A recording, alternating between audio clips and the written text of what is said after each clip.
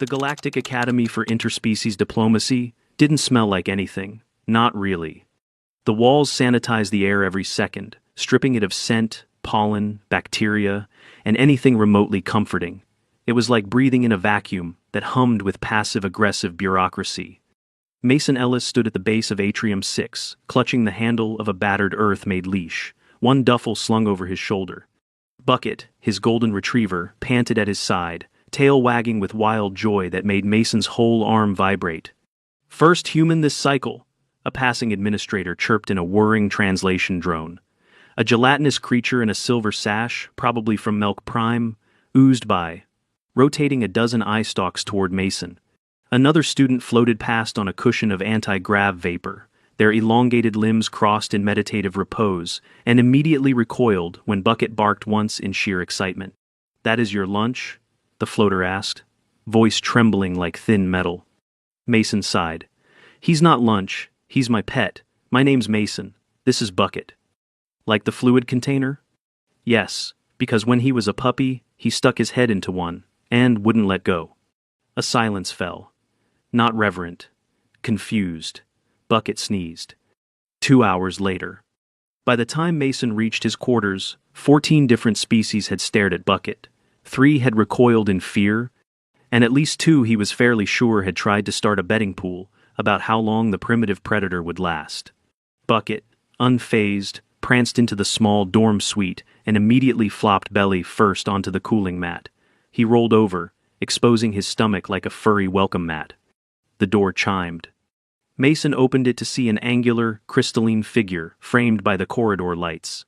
"I am Ulick," it said, photosynthetic panels shifting in subtle gradients of color.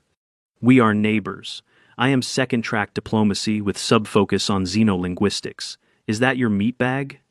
Mason blinked. "Excuse me?" "The quadruped. You collect its waste in polymer satchels. It is a biological hazard, yes?" "You're talking about poop bags?" "Affirmative. I viewed a recording." Mason ran a hand down his face. "He's a dog. He's domesticated, loyal, friendly, has saved lives back on Earth. You just don't understand." "I do not, but I will observe.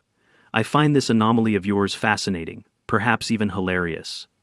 Ulick turned and floated off with the elegance of a sentient wind chime.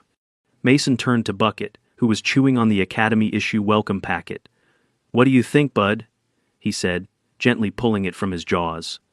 "New school, new friends, please don't eat anyone." Bucket licked his face. Later that week. Interstellar species culture was taught by a retired Skelvan ambassador who now resembled a dried fungus in a hover chair. The moment Mason walked in with Bucket, conversations halted. "Companions must be non-sentient and unintrusive," the instructor droned, not even turning his stalks to face them. "Does it shed?" Mason nodded. "Yes, but I've got grooming protocols." "And defecate?"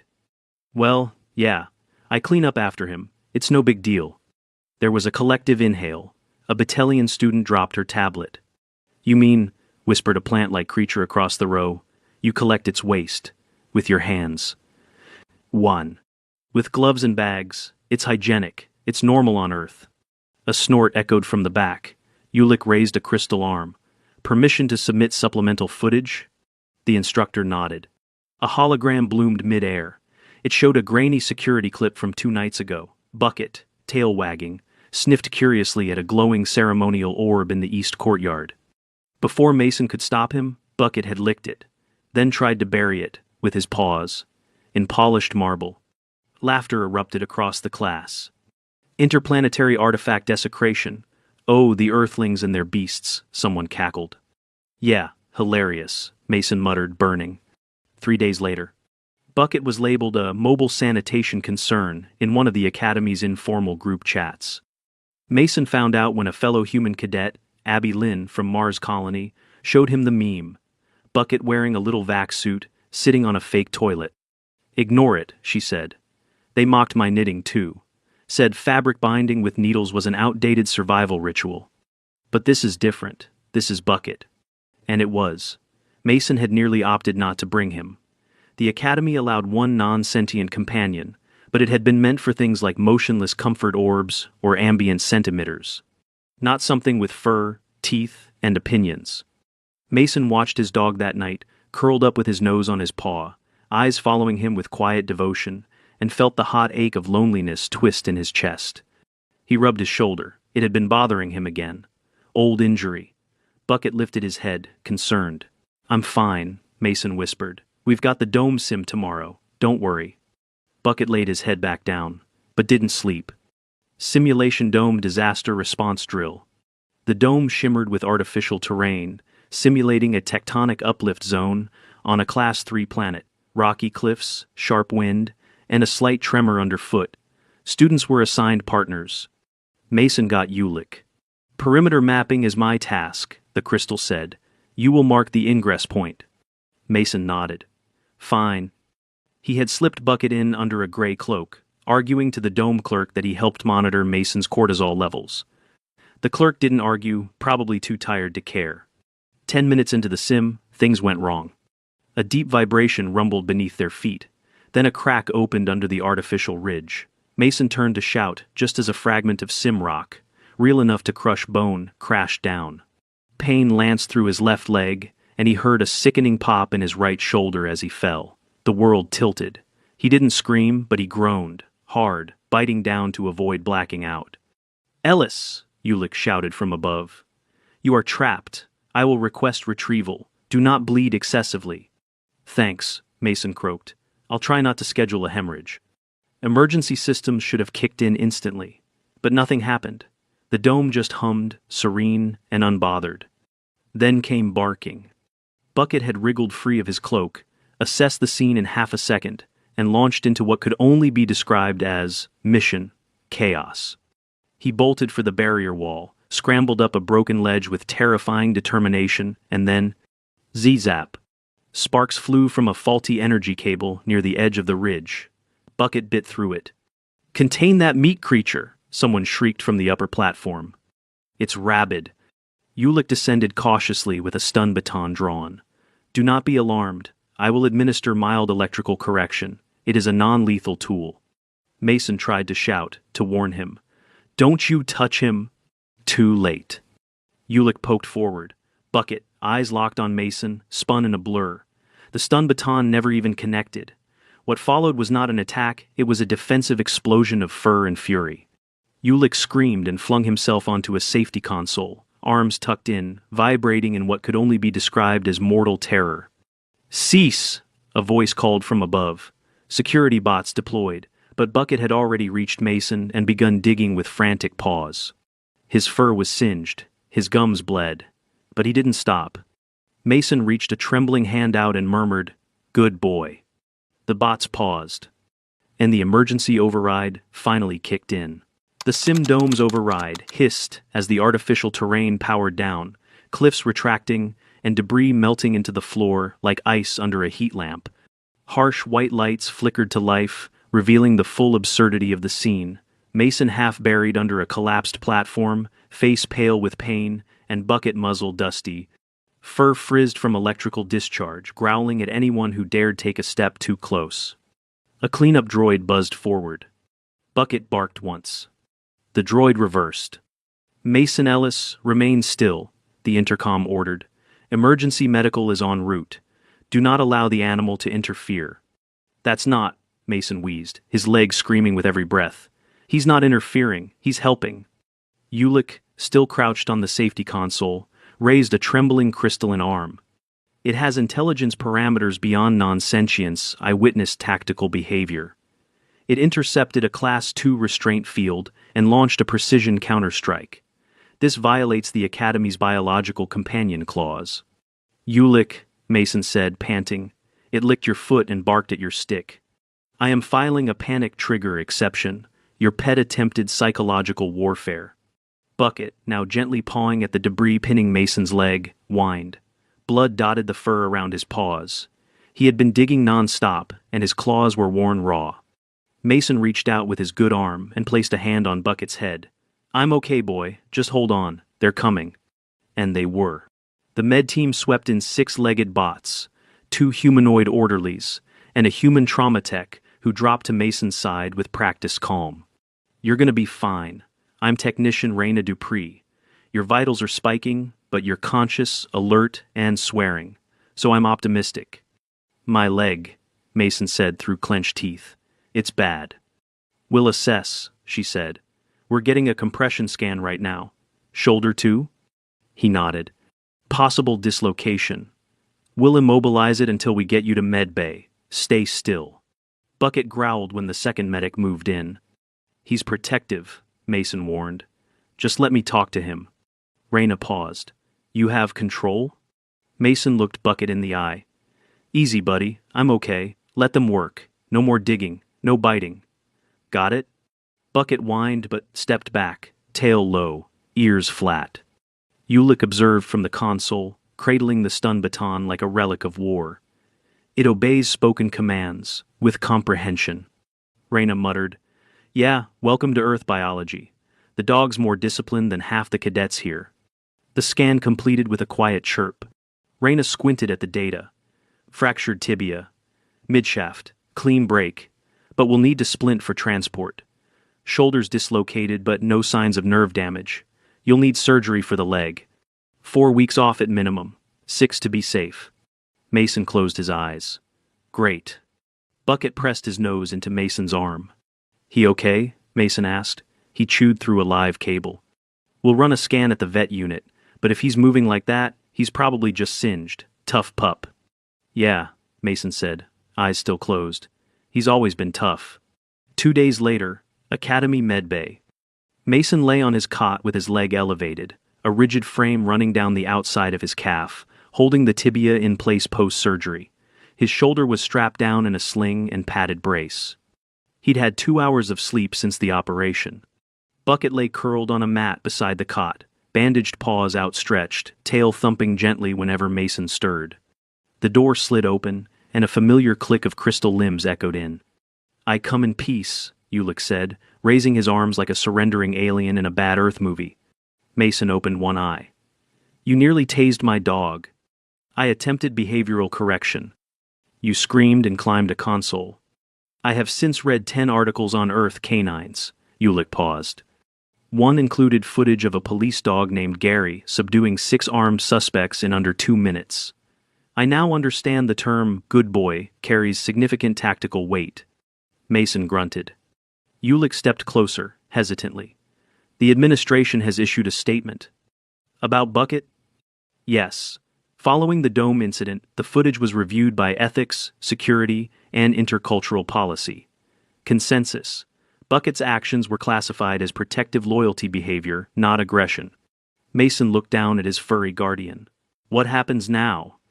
Ulick extended something with a crystalline finger, a small badge, etched in silver and shaped like a paw print. Designation, Support Asset, Tier 2. He is now recognized as a registered non-sentient aid, permitted in all public spaces, including training environments. Mason took the badge, stunned. Bucket sneezed. They gave my dog a badge. Technically a collar patch, Ulick clarified, but yes, he outranks the cleaning droids. Mason laughed, wincing. Thanks. Ulick looked around awkwardly. Some students still fear him, but others admire him. One tried to befriend him by offering protein bars. He stole their gloves and buried them in the hydroponic gardens. That tracks. Ulick turned to leave, then stopped. I too sought companionship. I acquired an earth goldfish from the exchange unit. Mason sat up slightly. And? It expired, in 23 hours. Mason blinked. Did you feed it? I sang to it. Light-based harmonic tones, very soothing. That'll do it. 1 week later.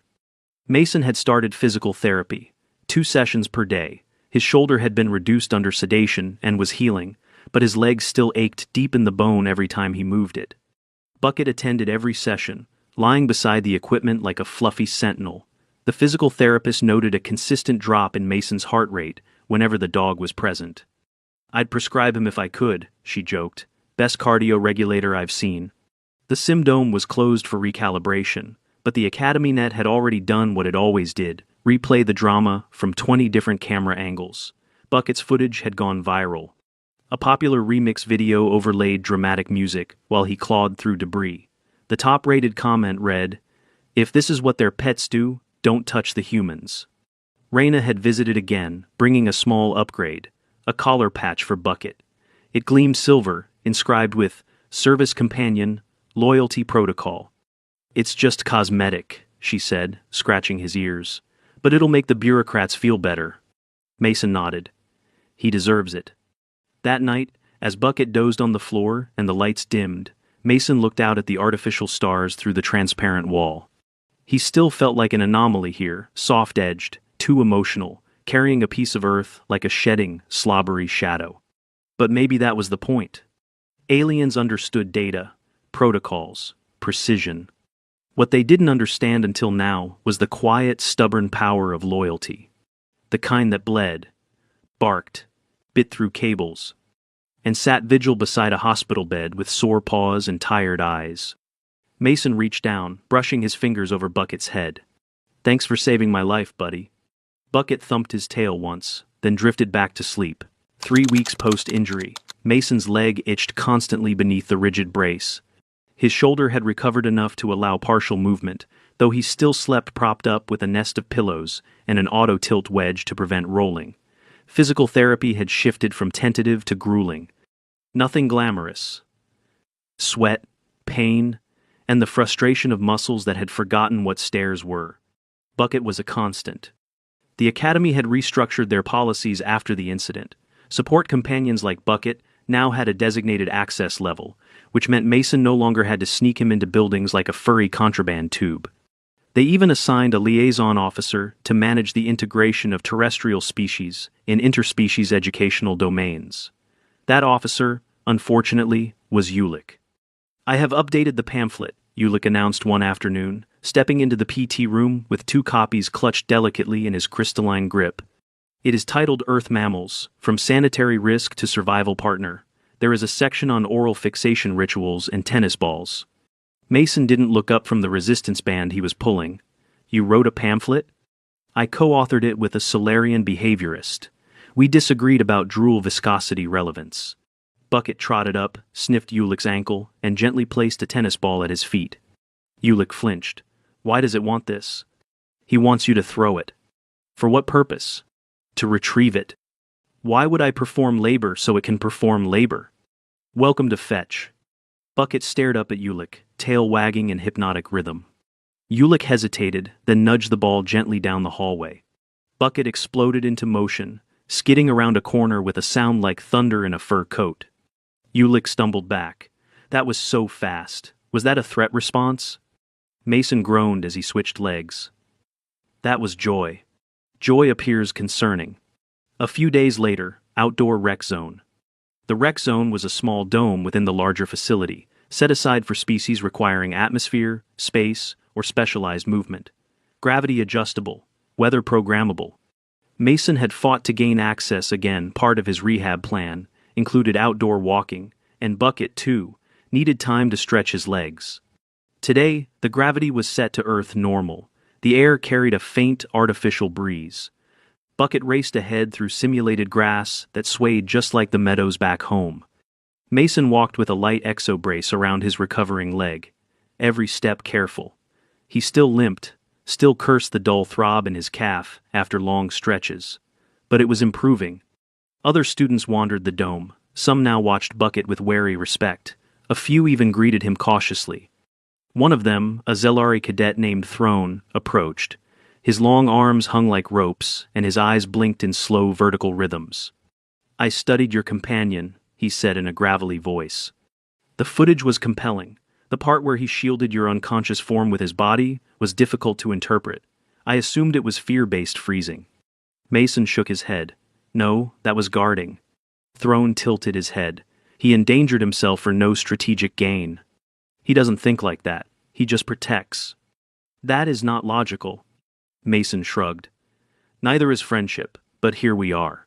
Throne nodded slowly. "I am attempting to understand. I began training with a therapy bird from Luna 3. It defecated on my textbook and flew into a ceiling fan." "Progress," Mason said with a smile. Bucket barreled back across the dome, flinging mud from simulated puddles. He leapt toward Mason, then stopped just short, sensing the fragile leg, and sat down carefully. Throne blinked again. He calibrated. "Yeah, He knows where I hurt. Does it have medical sensors? Mason reached down to scratch Bucket's head. Nope, just love. Later that week, Lecture Hall 9. A guest speaker had arrived, Ambassador Drevian, a four-limbed intellectual from Othar Prime, known for writing Diplomacy Under Fire, Negotiation in Hostile Terrain. He had survived 8 hostage crises and once talked down a sentient lava pool. Mason, crutch under one arm, took a back seat with Bucket curled at his feet. Drevian swept into the hall. Today's topic: trust structures. Who do you trust when protocols fail? He gestured, and the holoscreen displayed a moment from the simulation dome, Bucket snarling as he dug toward Mason. The room went quiet. Let us discuss this, Drevian said. Why did the creature act when others did not? A few murmurs. Ulick raised his hand. Emotional tethering. Earth species exhibit neurochemical loyalty bonds, sometimes overriding logic. Indeed, Drevian agreed. Yet the question remains, would we be better negotiators if we adopted such irrational loyalty? An uneasy silence followed. Trust isn't just a logic gate, Mason said, speaking up from the back. It's built over time. Bucket's not just bonded to me by biology. We trained, lived, went through things together. He knows my moods, I know his tells. That bond, that irrational loyalty, isn't a flaw, it's how humans survive. A few students nodded, others looked unconvinced. Then Drevian asked, and what if he had failed? What if he'd gotten in the way? Mason didn't flinch. Then at least I'd know I wasn't alone. That evening, dormitory complex. Mason sat with his leg iced and elevated, watching a stream of Academy Net videos. Bucket snored beside him. One of the top trending vids was a remix, Ulick shrieking while climbing the console, paired with classic Earth comedy sound effects. Mason chuckled. I should delete that. He didn't. A message blinked on his tablet. Incoming memo. Policy update, non-sentient companion safety protocol. It was long, legalistic, and dry, except for one line. Under exceptional conditions, terrestrial canines may be classified as conditional aid assets. Evaluations to be conducted post-incident with supporting footage. Emphasis on emotional stabilization and direct threat response. Mason leaned back. They weren't just tolerating Bucket now. They were learning. 2 months after the Sim Dome incident, Mason Ellis jogged, limped, really down the Academy's west corridor. The exobrace was gone now, his leg bearing full weight, but the stiffness lingered like an old argument. His shoulder twinged if he slept wrong. He'd regained full mobility, but the occasional creak of tendons reminded him just how much the body remembered. He paused at the edge of the lecture amphitheater, squinting inside. Bucket trotted ahead and immediately became the center of attention. Oh no, Mason muttered, don't you dare. But Bucket, determined ambassador of Earth canine nonsense, plopped down next to a pale green Vexari student who was clearly not used to anything furry. The Vexari froze as Bucket licked its elbow twice, then sighed and laid his head in the alien's lap. Why me? The student whispered. Mason gave a quick 2-fingered whistle. Bucket returned instantly, tongue out, tail wagging. The entire class was watching.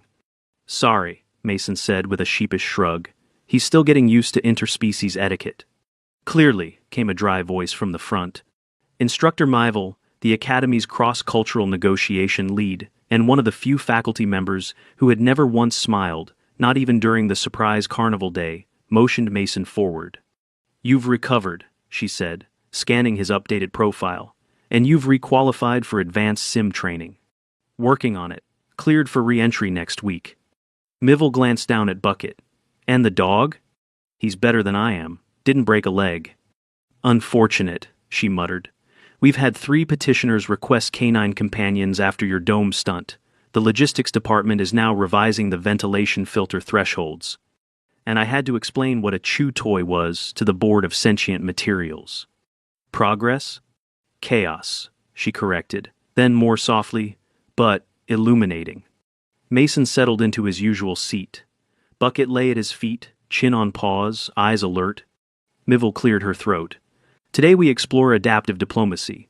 When plans collapse, when cultures clash, what survives? What bridges the unknown? A pause. Mason looked down at the quiet warmth pressed against his foot. Sometimes the bridge didn't talk, It barked. 3 days later, Academy Plaza. It was the first official outdoor Earth Culture Exhibition day, and someone, probably a bored logistics intern, had decided it should feature a demonstration of Earth pet behavior. Ulick had insisted on moderating. He stood before an audience of several dozen species, holding a remote pointer with the deadly seriousness of a field surgeon. Observe the Earth canine. Designation: bucket. Note: fur density, tail oscillation, and default facial expression, interpreted by humans as happy, but more accurately, a mild panting loop due to body temperature regulation. Bucket sat on a raised platform, wearing his badge collar. He blinked at the crowd and yawned. Mason stood off to the side, arms crossed, watching with an expression somewhere between proud dad and exhausted tour guide. Ulick continued. We now demonstrate the fetch response. I have consulted 3 Earth trainers and a rubber object known as the squeaky bone. A collective murmur rippled through the crowd. Ulick held up the toy. Ready your documentation devices. He tossed it gently. Bucket blinked, stared at the bone, then turned and walked in the opposite direction. Laughter erupted from the human contingent. Mason called, You didn't use the voice. What voice? Ulick asked, baffled. Mason walked over, picked up the bone, locked eyes with Bucket, and said in a bright, ridiculous tone, Woo wants it. Huh? Go get it, buddy. Then he chucked it.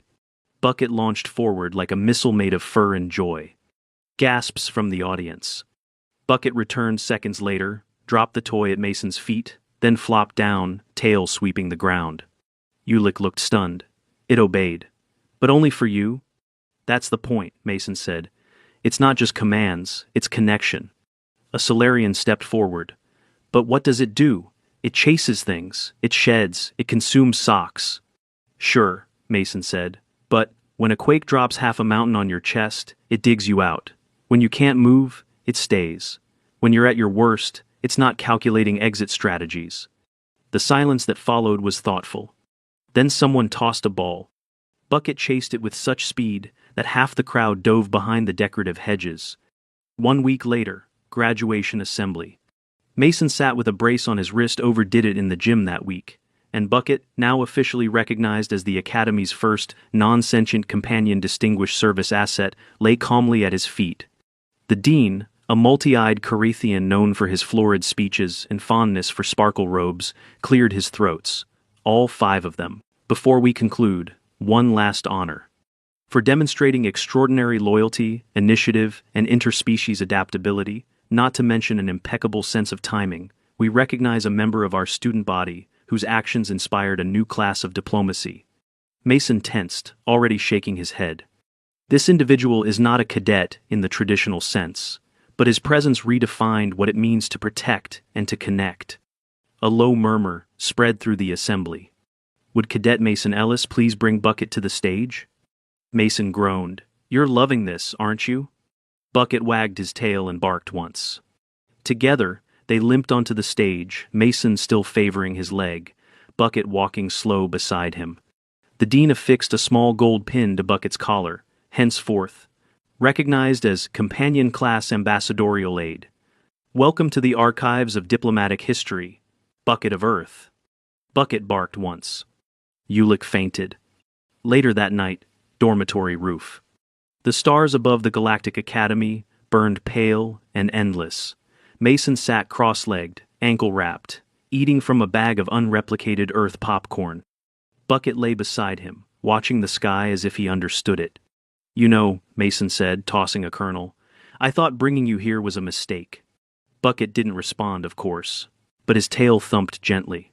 They laughed, mocked, called you a biohazard. Bucket yawned. And now you've got a badge, 3 different species trying to clone your behavior, and your own fan club.